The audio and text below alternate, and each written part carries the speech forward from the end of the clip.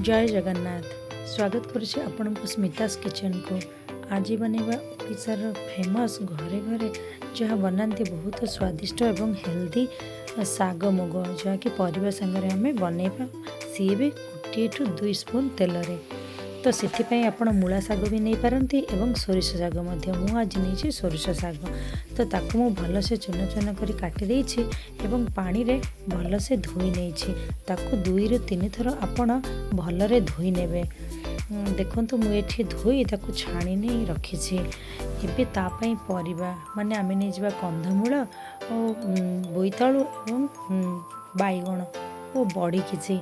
आपण चाहिए बिना बोईतालु एवं मुग डाली रे भी बनई पारिबे, किंतु आज जेहेतु मो पाखे सब परिबा अच्छे मु सबको नहीं बनैबी आज साग। तो देखंतु आमे नहीं जिबा पानी गरम होला परे साग गुड़ाक पकईदेवा। बेसी नहीं 5 ରୁ 10 मिनिट ताको सिझेदेवा जा फल तार स्मेलटा पलैज। तो मु गोटे कड़े नहीं गली तेल से बड़ी को 2 ରୁ 3 मिनिट आपण भल से भाजी नेबे। देखंतु ए बड़ी भल से भाजी हो गला ताको आमे कड़े रू काढ़ी नेबा। एबे नहीं जिबा 2 स्पून तेल से सोरिष पकईदेवा। सोरिष फुटला पर पकईदेवा कंचा लंका एवं 2 स्पून मुग डाली को आमे 1 मिनिट पे भाजी नेबा एवं देदेबा 1 कप पानी फुटीगला परे आमे ढालीदेबा कंधमूल बोईतालु बाईगण ताको पकई भल से मिक्स कर नेबे। जेहेतु बाईगण पकई कभर करेनि तो ताको 5 मिनिट रू आमे फुटिया को देबा। तापरे हमर बड़ी को पकई पुणी 5 मिनिट फुटिया पे भल से देबा।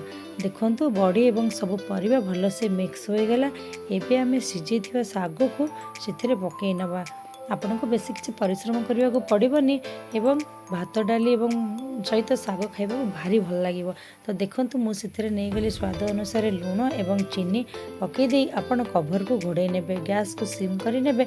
10 मिनिट पर आपण खोलीदेवे एवं देखंतु साग आमर बनीगला ताको भल से मिक्स करदेवे। परिबा गुड़ाक जेहेतु भल से मिक्स होइनथिबा सागरे तो आपण ओलट पालट करी ताको भल से मिक्स करदेवे। देखंतु परिबा भल से मिक्स हो गला। एथिरे आमे हाफ कप क्षीर पकईदेवा। जदि आपन को पसंद आपन क्षीर पकई पारंती नहले क्षीर न पकई भी पारंती, किंतु जेहेतु आम घरे सब बेले क्षीर पड़े आ समस्त को भल लगे तेणु मु सब बेले क्षीर पकई थाए। तो देखंतु आमर इजी एवं हेल्दी साग बनिकी प्रस्तुत हो गला। देखिबा को जतिकी सुंदर स्वास्थ्य प्रति सेतिकी हितकर। तो आज मोर लंच रे बनी भात डाली बाईगण एवं आलू पिठो भजा ता संगरे साग जहाँकि खाइबा पई आत्मतृप्ति एवं भल भी लगे। तो देखंतु ए साग बनिकी आमर प्रस्तुत हो गला। जदि आपको भल लगे लाइक सब्सक्राइब करेंगे। Thank you. जय जगन्नाथ।